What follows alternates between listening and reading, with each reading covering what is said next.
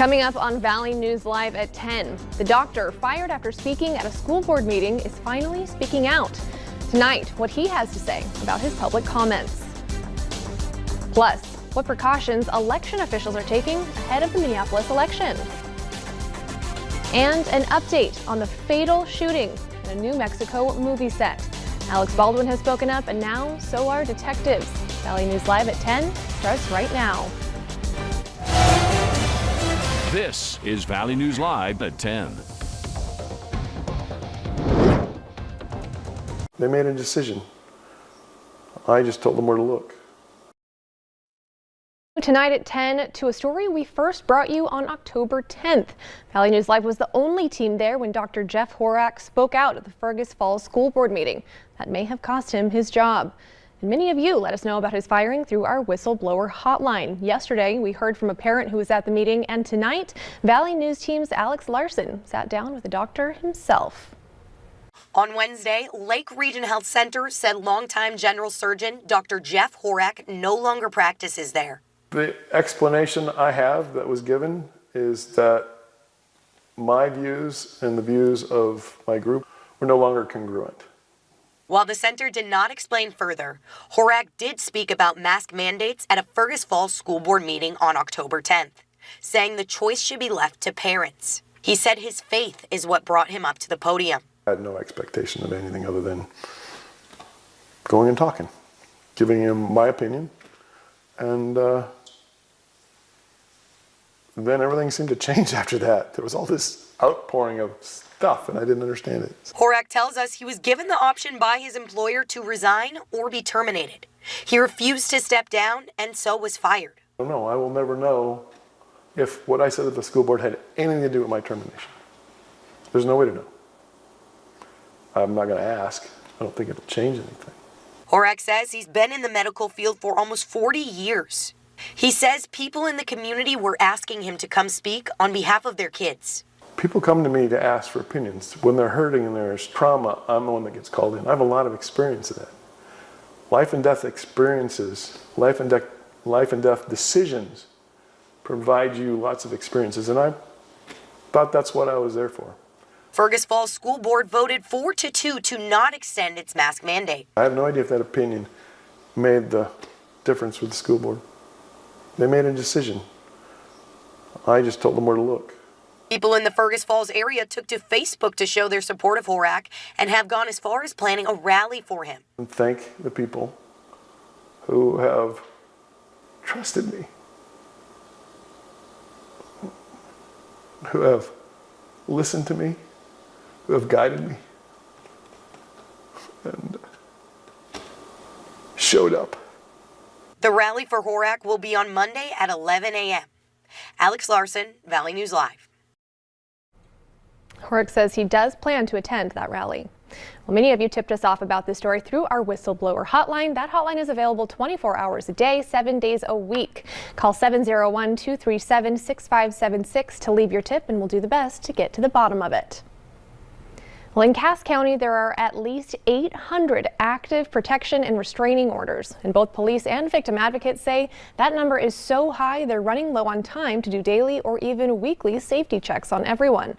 That has some in the community raising concerns about the effectiveness of those orders. Still, the Rape and Abuse Crisis Center says those orders give power to survivors. Calling it just a piece of paper is I think it's a little disrespectful, because there's a lot of hurdles they have to jump through to get just this piece of paper.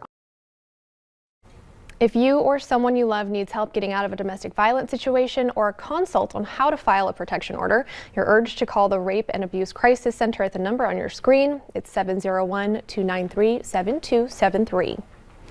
Well, we're just 11 days out from Election Day in Minnesota, which will be November 2nd of this year, but early voting is already well underway in Minneapolis. And this year is expected to surpass the record for voter turnout.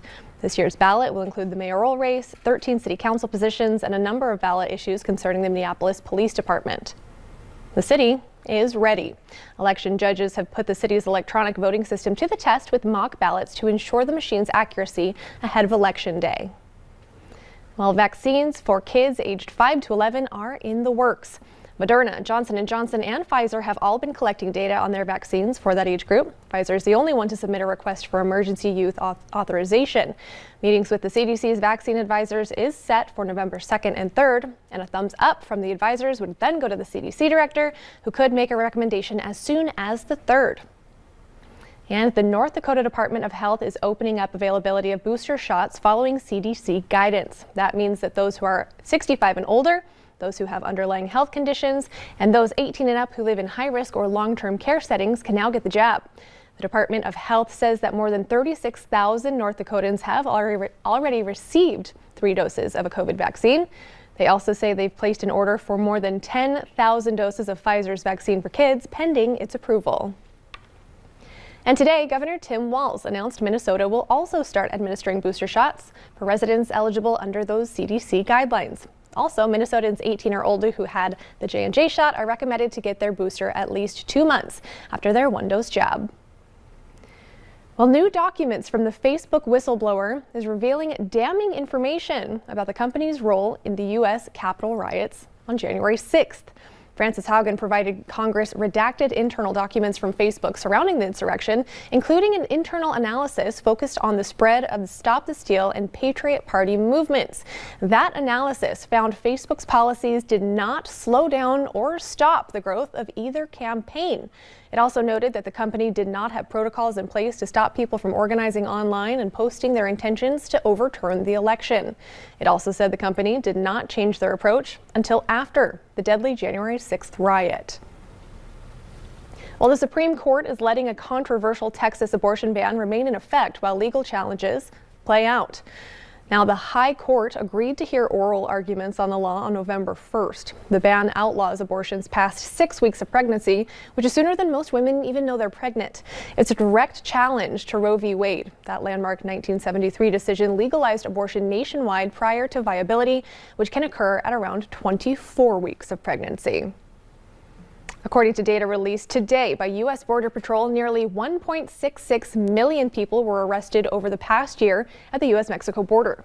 That number is the highest annual number of arrests on record.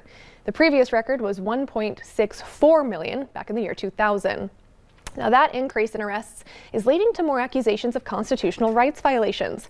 In Texas alone, a state commission recently testified that more than 150 of those arrested went weeks without counsel.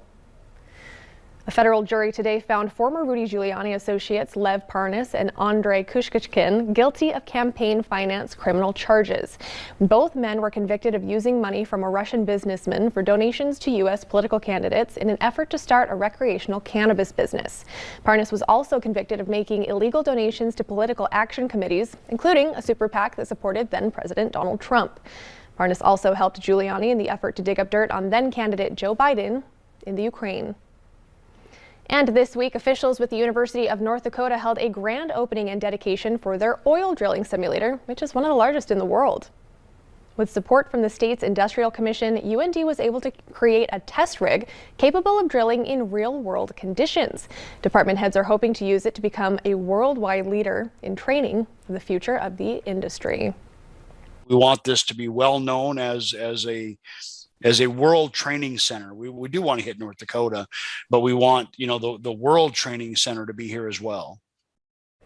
The facility will be available to students and companies to provide real-life scenarios and train new workers. The rig is currently in the final phase of assembly. Still ahead tonight, the latest on the investigation into a fatal shooting involving a prop from a cinematographer in New Mexico. But first, it was a cold and chilly day out today. Nathan is tracking your weekend weather. He has that for you right after the break.